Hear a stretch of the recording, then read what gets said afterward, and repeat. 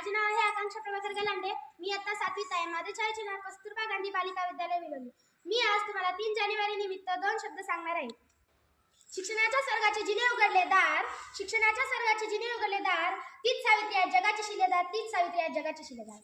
नमस्कार. आज आपण क्रांतीज्योती सावित्रीबाई फुले यांची जयंती साजरी करत आहोत. कोण होत्या या सावित्रीबाई? ज्ञानबंदीच्या साखळदंडांनी सर्वे झालेल्या महिलांना ज्ञानसंवर्धनाची पहाट प्रदान करणाऱ्या ज्ञानज्योती म्हणजे सावित्रीबाई फुले. देशातील समस्त महिलांना शिक्षणाचा तिसरा डोळा प्रदान करणारे ज्ञानज्योती म्हणजे सावित्रीबाई फुले. धर्माच्या नावाखाली स्त्रियांचे भावविश्व नाकारणाऱ्या व्यवस्थेविरुद्धचा बुलंद आवाज म्हणजे सावित्रीबाई फुले. सावित्रीबाई फुले यांनी त्यांच्या आयुष्यभर स्त्री शिक्षणासाठी, समाजसेवेसाठी आणि स्त्रीमुक्तीसाठी त्यांचे संपूर्ण जीवन खर्च केले. आपल्या म्हटलं जाणाऱ्या काही दुर्बल स्त्रियांसाठी सावित्रीबाई हे सरस्वती झाले. ते आपल्या नाही तर खरी दुर्गा, रणरागिणी आणि सरस्वती होत्या. स्त्री ही पुरुषांच्या खांद्याला खांदा लावून आपली कर्तव्यबारी सिद्ध करू शकते.